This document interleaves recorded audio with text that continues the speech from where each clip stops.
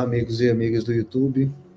Meu nome é Rodrigo Freitas, estamos aqui com o nosso amigo João Elan para mais uma reflexão. Olá, boa tarde, Elan, tudo em paz? Olá, Rodrigo.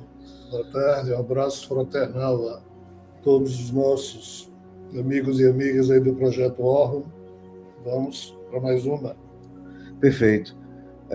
O Projeto Órgão, ontem ocorreu uma live com os membros do Projeto Órgão e uma pessoa fez uma pergunta que eu decidi trazer aqui para o YouTube. Estamos chegando perto do Natal e essas reflexões são bem importantes. Para quem não conhece ainda o Projeto Órgão, o link está aqui na descrição. Basta acessar Orbum, O-R-B-U-M de Maria.com.br. Você faz lá o seu cadastro gratuitamente e acessa o conteúdo. Tem muito conteúdo gratuito lá e tem também os cursos pagos. Tem as assinaturas, né, mensais ou anuais. E um desses cursos pagos é justamente sobre Jesus, né? E essa pergunta de hoje, deixa eu colocar aqui na tela, é sobre quem é o Pai Nosso da oração ensinada por Jesus. Pergunta da Carla. Se você puder falar um pouco sobre isso. Essa pergunta ela me é muito cara. Não é a primeira vez que alguém me faz, ou pelo menos não é a primeira vez que isso passa pela minha mente. Eu mesmo sozinho lá atrás perguntei isso muitas vezes. E qual o meu problema? Eu tive que mudar de opinião e aproveito para que eu possa responder honestamente a pergunta, sem a pretensão de certeza, ainda que os fatos que eu fui e sou obrigado a colecionar me levam a, basicamente, não poder duvidar disso. Mas qual a questão? O meu temperamento, enquanto um ser humano qualquer, foi forjado, cresceu no âmbito da educação católica, até porque a minha formação toda foi no Colégio Marista, 13 anos como aluno do Colégio Marista. Então, o catolicismo era, obviamente, a minha lógica, o meu pressuposto.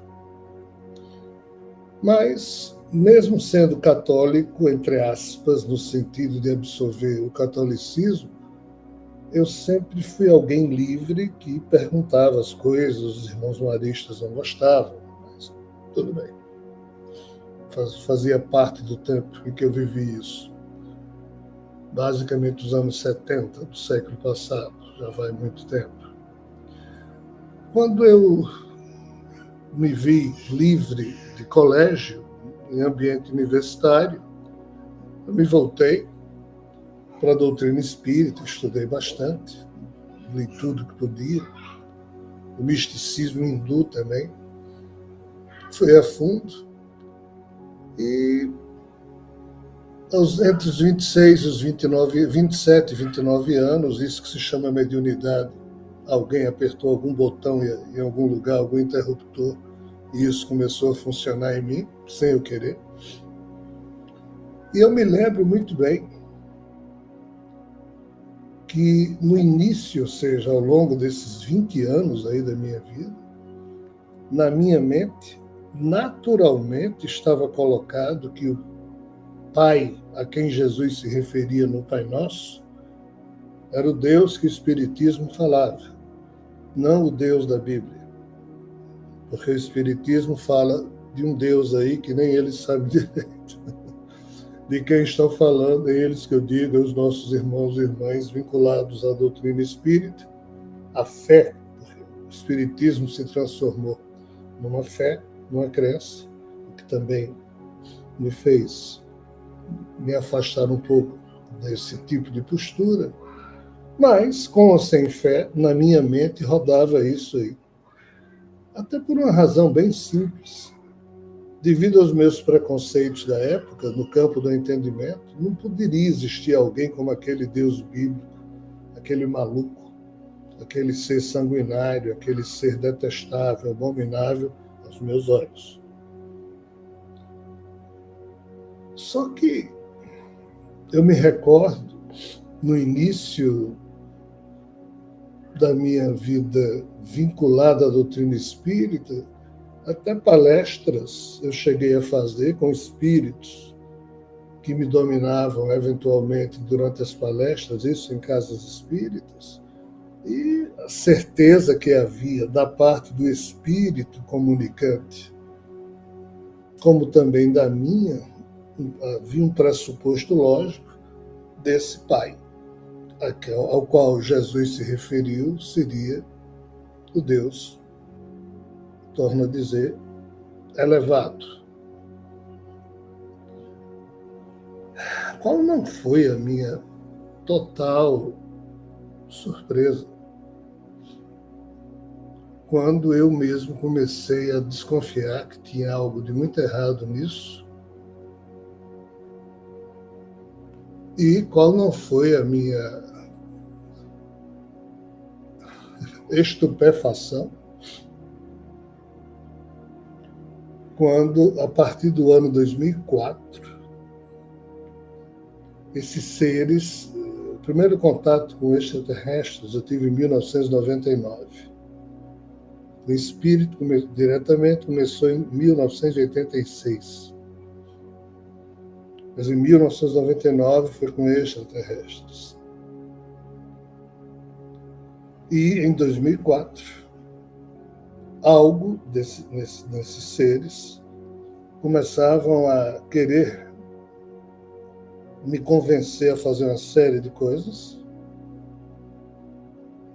Eu não fiz nada, desde fundar religião até o que fosse. Mas na perspectiva de fundar a religião que eles então me solicitavam, tinha a história de que as coisas não haviam saído muito bem na época de Jesus, porque Jesus não havia obedecido a Javé. E Javé, para mim, até então, era um comandante extraterreno, um ser, sei lá o quê, um criador meio esquisito, qualquer coisa aí que, na época, eu colecionasse mentalmente a respeito desse ser, eu colocava como possibilidade. Eu não sou dado a muitas certezas. Nunca fui.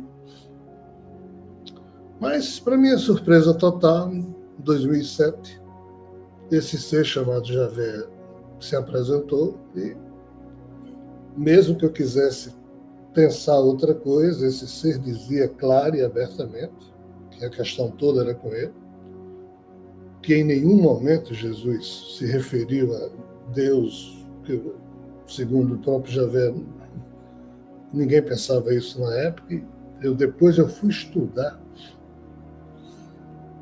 E assim, parece que ele tem razão mesmo o nome Deus já tendo surgido na Trácia, um pouco antes da época de Jesus, porque esse epíteto Deus não existe de muito tempo. Existe só nos últimos quase 4.000 anos. E existe só em alguns locais, e na época de Jesus ele existia só em alguns locais. Hoje ele é falado em todas as línguas e todas as culturas. O nome Deus, na verdade, epíteto, ele realmente é comum hoje, vamos entender isso. Na época de Jesus, não, devido a esse aspecto. Eu demorei muito tempo a admitir, muitos anos, que aquele ser que se me apresentava como sendo Javé, o criador do universo, o que fosse, blá, blá, blá, eu lidava com esse ser porque eu nunca pude parar de lidar. Ele é que invadiu a minha vida, vamos assim dizer. E ele sempre deixou muito claro isso. Então, meio que forçado por essas circunstâncias, eu tive que rever toda a minha lógica que durante mais de uma década foi o meu pressuposto lógico. Então, assim, quando eu rezava o Pai Nosso, eu sempre imaginei estar rezando para o Deus Altíssimo, né? Ainda que eu tenha parado de rezar o Pai Nosso antes dessa questão. Eu parei porque eu resolvi me livrar de toda e qualquer crença, o que eu não pudesse demonstrar a mim mesmo que seria verdadeiro, real, eu deixaria apenas como uma incerteza. Nessa época eu estudei bastante Immanuel Kant e outros filósofos que eu terminei aprendendo muito deles e trouxe para a minha vida vários ensinamentos desses seres. Então, assim, hoje, ano 2023, a resposta que eu posso dar à pergunta feita é que, realmente, Jesus, o tempo inteiro da sua vida, só se referia ao Deus dos judeus, ou seja, ao Deus da Bíblia, ao ser chamado Javé. O Pai Nosso, ele se refere a um Criador. Aqui entra um porém. Esse Pai Nosso, que Jesus sempre se referiu a ele como sendo o Abba, ou seja, o ser a quem ele chamava de Abba, esse Pai Criador,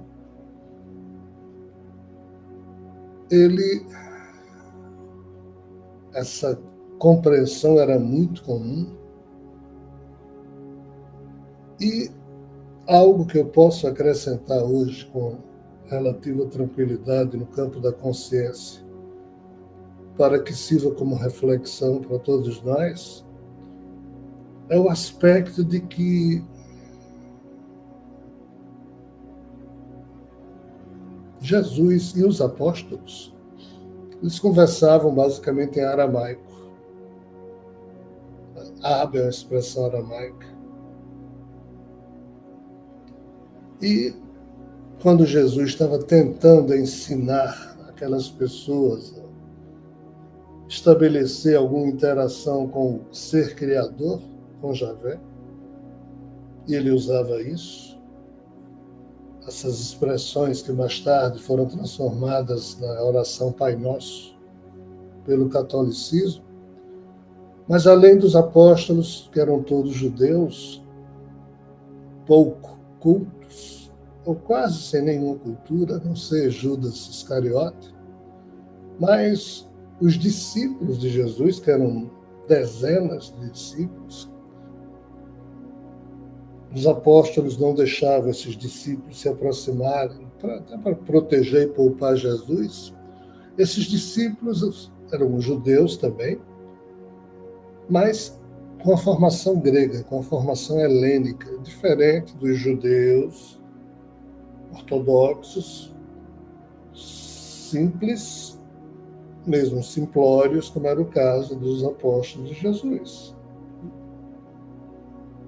Sob essa perspectiva, eu posso dizer que em algum momento dessa história, por outras fontes, um ou outro membro, um ou outro discípulo desse questionava aos apóstolos e mesmo a Jesus se outros conceitos referentes ao Criador ou a Deus que eles, esses judeus helenizados, haviam escutado falar de outras culturas, se era aquela mesma figura do Pai Nosso de Jesus. E assim, Jesus, antes dele iniciar o ministério público, ele já conhecia esses outros conceitos que ele havia viajado na sua adolescência, financiado por José de Arimateia, isso eu falo em vários livros e palestras. Então Jesus sabia disso e ele meio que fixava a figura de Javé como, de fato, sendo o Criador frente a todos aqueles conceitos. Mas os gregos eram meio platônicos, imaginavam que existia um mundo perfeito, e esse aqui sendo imperfeito, e essa criação tendo problemas. Então, assim, entre os discípulos, houve uma variação de entendimento, a turma achando que Jesus falava de um Deus mais elevado. Mas, assim, se havia dúvida, essas dúvidas todas se dissiparam quando Jesus ressuscitado falou abertamente de Javé, como tendo sido o ser ao qual ele se referiu o tempo todo, o ser ao qual ele pedira para ser poupado do tal cálice da crucificação, enfim, o ser que ele agora, como ressuscitado, estava claramente dizendo que era problemático, doente.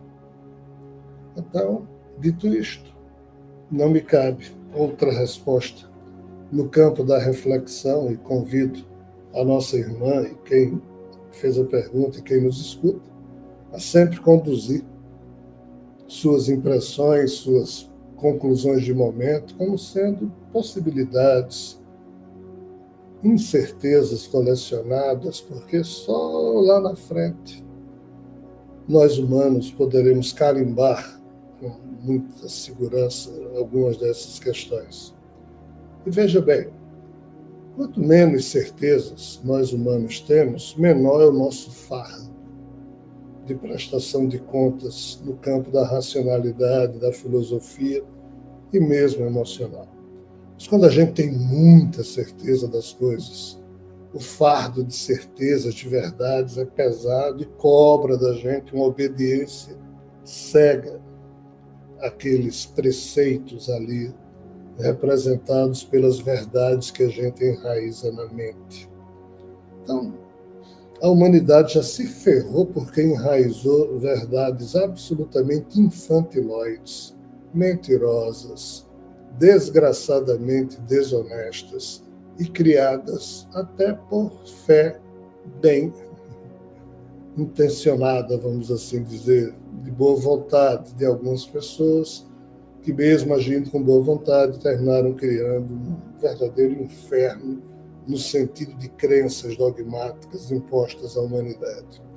Então, talvez, no tempo em que a gente vive, ainda não seja o momento da gente pretender ter certezas. Talvez seja bom a gente se desacostumar de querer colecionar certezas e começar a perceber quão sábio e prudente é a gente colecionar possibilidades.